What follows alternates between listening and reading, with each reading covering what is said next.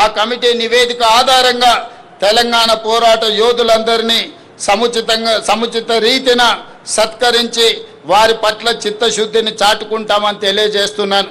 మిత్రులారా, చాలా విషయాలు మాట్లాడాల్సినవి ఉన్నాయి. కానీ ఎండ తీవ్రత ఎక్కువగా ఉంది. చాలామంది ఎండ చాలా అంటే చాలా తీవ్రంగా ఉంది కాబట్టి మిగతా విషయాలు మనం రాతపూర్వకంగా ఇచ్చిన బుక్లెట్లో ఉంటాయి. చివరగా ఈ ఉపన్యాసాన్ని ఎండ తీవ్రతను దృష్టిలో పెట్టుకొని దాని కొంత సంక్షిప్తంగా ఇందులో పూర్తి చేస్తాం. రాతపూర్వకమైన వివరాలన్నిటిని కూడా అందించాం రాష్ట్ర ప్రజలందరికీ.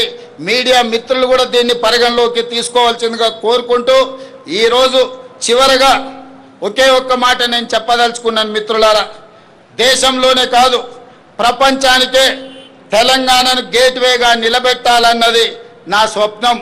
దానికి మార్గం